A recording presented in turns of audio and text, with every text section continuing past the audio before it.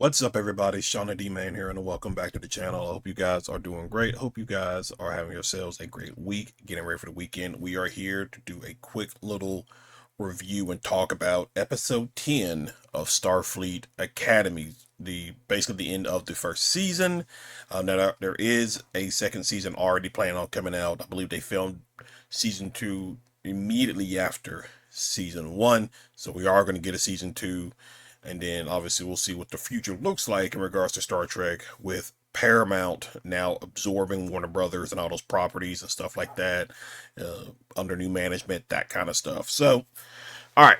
So last week's episode, it ended off with basically Brocca's master plan was to trap the Federation in a behind a wall of Omega 7 mines, and basically allowing he's forming a pact of people. Just basically do they is what I said last week. He's basically get people together. They can do whatever they want. They're gonna have free reign across the galaxy without having to worry about the Federation.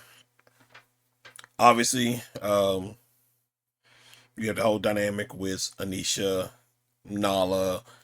I'm not necessarily gonna go like scene by scene talking about it. I'm just gonna give my general thoughts about it, and then I am gonna do an overall review of season 1 of Star Trek Starfleet Academy. And my overall thought was, so Brocca's whole thing, he made the mistake. It So the thing with Brocca, the reason he hates the Federation is because he is under the impression that the Federation fired missiles at them when he was a kid. Because during the episode, he was doing a trial, putting Starfleet on trial, putting Nala on trial, and he talked about what happened to him, and talk about how they would watch how these Federations supply ships come in, and like he was just amazed by it. And one day his dad made a crude weapon, fired it at a Federation ship, and he mistakenly thought the Federation was firing back, because the way he put it, they rained hellfire, and red, basically red colored fire coming in and basically just killing his family and decimating that little mining facility or colony right there. Um, Come to find out, that's not the case. It was his basically his father's fault. What happened? Because he was talking about there's something called strontium, and they talked about, or at least Caleb was, when it's a highly volatile thing, and when Brocker's father fired at the basically at the air, because he was trying to hit a supply ship, a Federation supply ship, it missed. It missed and hit the atmosphere, which caused a reaction to cause a hellfire to rain down on that location. Um, Basically, and so Brock, and the way Nala puts it, Brock never grew up. He still saw things through the eyes of of his younger self, as his child self, which is interesting because I mean you basically can say Caleb and Brock are the same, because both had traumatic. I mean, most people had traumatic, but most people had traumatic moments as a kid. Caleb was able to grow up while Brocka didn't. So it so yeah, that so basically Brocka's whole hatred for the Federation is not even the Federation's fault. It's really his father's fault. Um because Starfleet weapons are either blue or green. They don't have red, red coloring with their firing. Um, we do get a little bit more about Because Nala talks about her son, how she's basically in a grave that she can't escape because she had no time to save her son. And we kind of get more information in regarding to the incident with Braca and Anisha killing that Starfleet pilot, because he was what had happened was they were going to raid a supply ship. Now Braca says he was armed. He shot him in self-defense. I highly doubt that. He was probably unarmed. It was a supply ship, but who knows? But he was this was his last rotation before he retired. And even Nala points it out.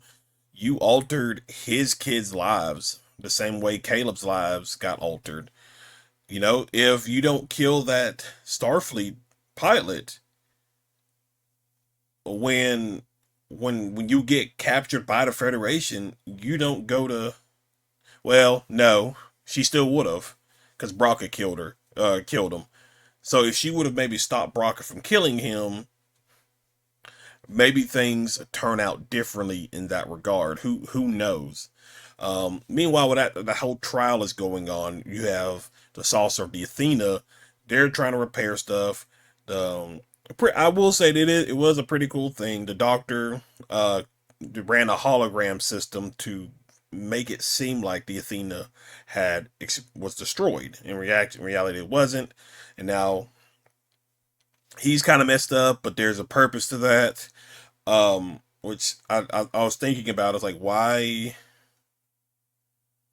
if they I don't know. There's I'll get to it in a second.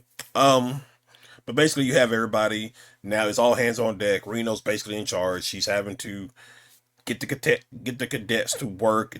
Work as a team, get stuff done while she's trying to repair stuff. At a certain point, you have Genesis taking the con, and I don't know. It kind of underscores it. She was like, "Wait, I have to pee."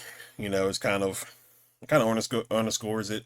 Caleb's definitely trying to like get back to his mom and Nala Braca. Um,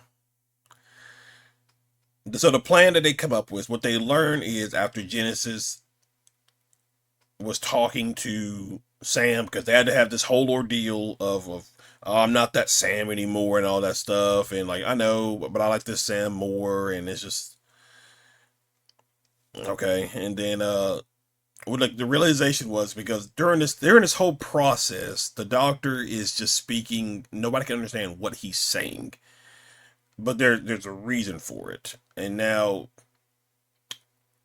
Jaden mentions how you two are speaking a language that nobody understands but you two. What if the doctor is basically doing the same? And what we come to learn, the doctor is telling Sam how to basically render Omega 47 stable and useless, to where you can, if you have the right frequency to broadcast the signal, it'll make all the mines useless, and Starfleet can freely move without having to worry about the detonation of these mines. And so my thought about this was, did Starfleet know that? They've been studying this. They've been studying this Omega 47 for how long?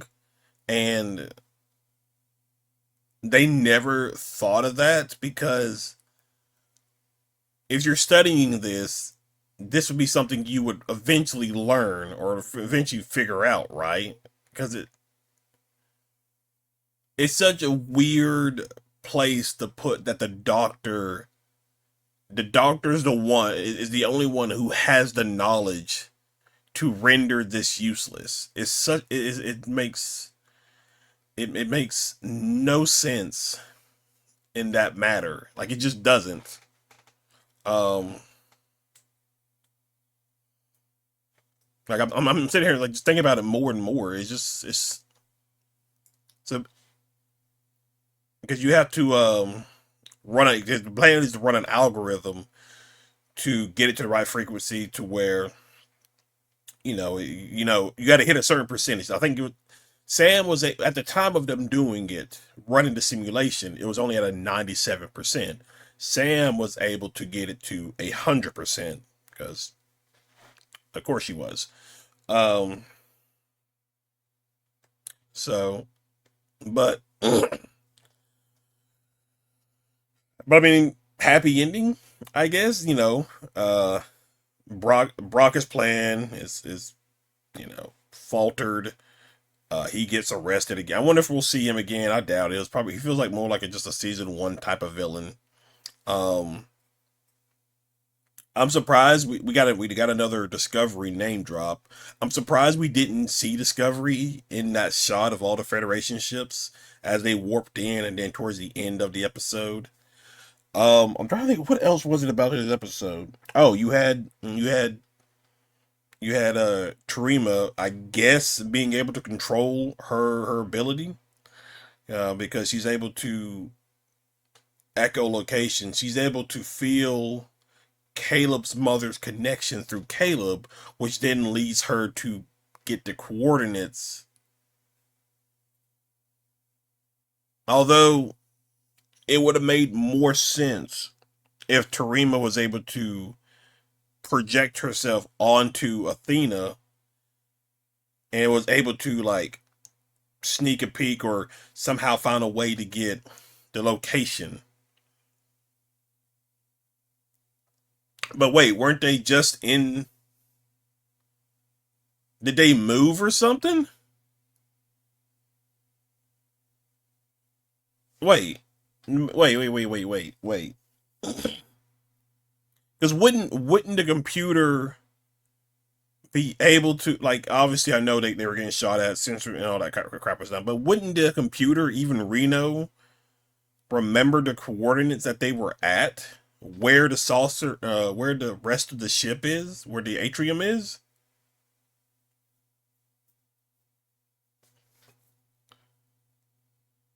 Wouldn't they? And again, like, and again, like how? Sorry, sorry. I'm now.